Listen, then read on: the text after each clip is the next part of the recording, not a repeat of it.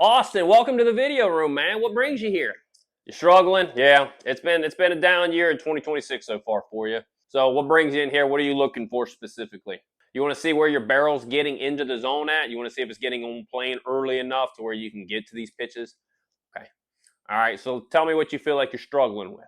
Fastball velocity, fastballs inside. Yeah, I can agree with that. What else? Sliders and sweepers. Yeah, that's definitely been definitely one of your weaknesses this year. So I can definitely agree with that. But video wise, what do you want to look at? You want to look at your coil. You want to look at are you getting enough stretch? Are we loading in our hands properly? Bat path. What are we looking for on the video? You want to look at your bat path. You want to see where your barrel's getting into the zone. I know you said that once, but I get it. All right. So before we do any of that, number one, let's take a look at your metrics. Okay. Let's see where you were at in 2023 to now. All right. Hang with me. And then let's take a look at your approach. Okay. Let's take a look at some of those things before we dive into just your mechanics. Okay. All right. Let's come on over here to the computer. Come on. All right, Austin. So let's take a look at your 2026 one. Okay. All right. We're going to start out with the good. Exit velocity is great. Your hard hit percentage is fine. Your barrel percentage is fine. And you have elite bat speed. So that should solve any worries that if you can catch up to a major league fastball, you can, and you should be doing it at an elite level. But the bad part, chase percentage is up. Your chase percentage is almost at 33%. When normally, let's go back to 2023, okay? 2023 is going to state that you were right around league average, or a little bit above. You're at 57 percentile, but you're at 27% chase rate. So you've added 6% chase, which is why your walk percentage is a little down, which is why your whiff percentage is up. And that's why we are not making great contact right now, because we're chasing pitches that we shouldn't be chasing, okay? All right. So let's go back to 2026. All right, let's come on down here to the batted ball profile, okay? So we're going to start out with what are we doing when the ball gets in the air? So it divides it up into fly balls, pop-ups, and line drives, okay? All right, so your fly ball percentage is up 3%. Okay, so you're sitting at 31.1 when you normally sit around 28%.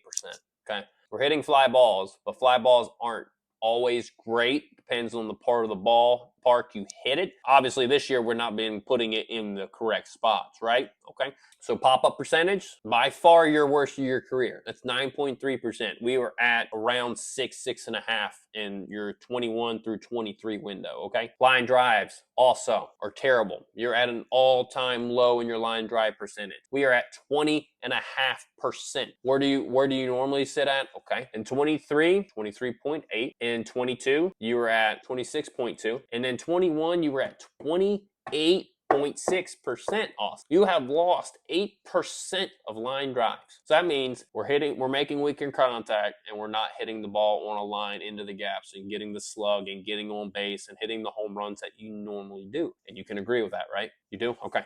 All right. So let's take a look at where your balls are going. Okay. Where are we hitting them on the field? Your pull percentage. Yep. That's increased this year a lot. You're at 43.5%. You normally, let's go to 23, okay? In 2023, you're at 38.7%, okay? All right, let's look at Oppo, okay? 26.1%. In your good years, you average 23 to 24%.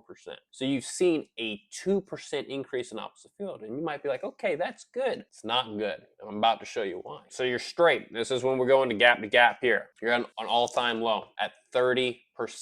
You normally sit at anywhere from 36.5 to 37.5%. We're sitting at 30.4%. What does that mean? Okay. So to me, that's saying getting out in front of the sliders and not doing much with them, okay? And you're late on the fastballs and you're popping them up to the infield, or hitting a shallow fly ball to center or right field because we were late on them, okay? You agree with that? All right. So that's where we're at with the batted ball profile, okay? So this is an approach issue. This may be a swing mechanic issue, but I really feel like this is an approach issue, okay? You still feel like it's mechanical, all right?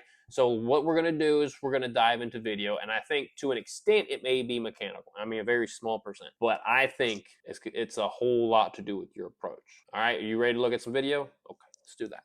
Let's do that. All right, Austin, so I got a couple of videos pulled up for you, okay? So we're going to start with one when you're in Cincinnati, when we really started struggling, okay? And then we got one in Miami right before you started taking off a little bit and your OPS was getting around 770, okay? So that's what we're going to look at. All right, so I want you to take a look at this. I want you to take a look at your setup. That's where I always start. We're going to look at the setup first, and then we'll go from there. What do you notice it's a little bit different from your setup? Your hands? Yeah.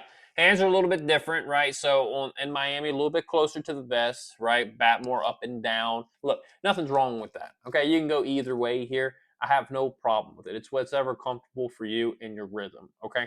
The problem I have is what the effects are from it. Okay. And in Cincinnati, it looked like you were trying to really simplify your rhythm and basically kind of eliminate it, which is almost hindering you a little bit. Now, you did hit a couple baseballs hard, right? That you didn't get rewarded for, but overall, I think it really kind of hindered you against the Blue Jays, right? When we started chasing some stuff. Okay.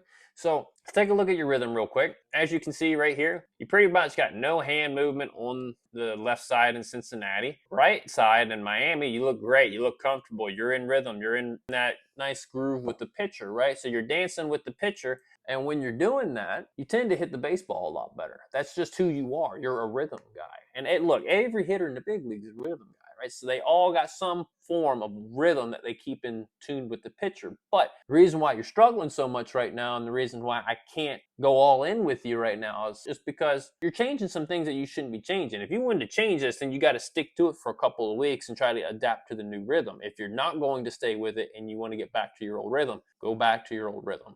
And that's where I want you to go back to, because that's Austin Riley. We had great years from 21 to 23. And then we started struggling a little bit. You had some injuries, right? Yeah. Okay. All right. And when you're out of rhythm, you're going to get out in front on sliders because you're trying to overcompensate because you feel like you're late on the fastball. And that's exactly what our metrics have been kind of telling us right now. So that's what I want to try to get your mind more geared towards, okay? Here's your at-bats. Here's some of the stuff I pulled up against the Blue Jays. Like I said, you're out of rhythm. You're sitting there trying to overcompensate for the fastball. You're really sitting dead red, and they threw you nothing but sliders, and you didn't hit. You chased all of them. You chased a lot of bad pitches, pitches that didn't really necessarily start in your window, and we're still chasing them, okay? And that's because, again, that's right, you're out of rhythm, right? You're not in flow with the pitcher. You get a little bit worried as a hitter when that happens, when you're not comfortable, right? Yeah, okay. All right. But the good news is when the Pittsburgh Pirates came to town, you kind of started going back to that rhythm a little bit, right?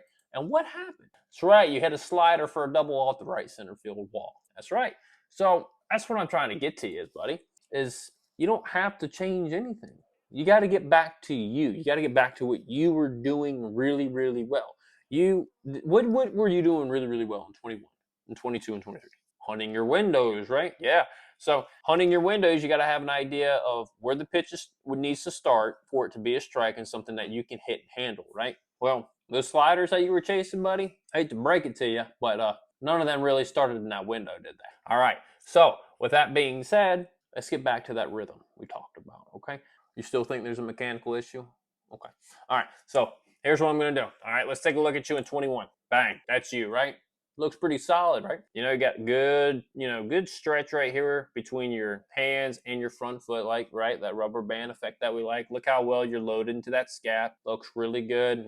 Top hand's going to be the one driving the barrel of the bat down into the hitting zone, right? You can tell that by just how your hands lined up on the bat. Really like it. Okay. All right, head's in a good position. Your center of mass is perfectly centered. There's going to be no energy wasted in this swing, right? Okay. This was the home run you hit off of Woodruff in the National League Division Series to right center field off a slider. Yes. Yeah. Yep. That's it. Okay. So let's go to Miami this year and let's take a peek at what you were doing down there. It looks pretty solid, right? It looks really similar. Yeah. I mean, again, you're still getting the really good stretch between your upper body and your lower body, right? That rubber band effect looks really good here, okay? Center mass looks really good. There's no really wasted energy. I don't see anywhere where this is going to go bad for you at all, okay? Your back foot's anchored, right? Your back hip is coiled perfectly. You got a really good coil in your core. You got the really good rubber band stretch effect, okay? So everything looks good. And guess what happened? You hit a sweeper that was down and in dead center out of the ballpark. Okay?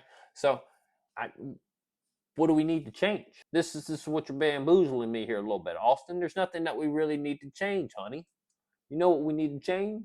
That's right. We need to get your rhythm back. What else do we need to change? That's right. Your direction. That's correct. Okay. So, now that you're on board with me a little bit, now that you're seeing what I'm seeing, nothing's wrong with your swing. Your swing's fine. We got to get back to that rhythm. We got to be consistent with your rhythm, right? Okay?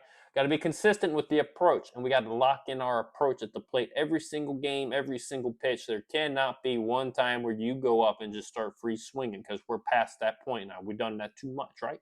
Okay? All right. So now what we're going to do is we're going to head into the lab, and we're going to do some drills that are really going to work on your direction, okay? Are you with me? Okay. So anything else here that you need? Feel like it was good? Productive? Yeah?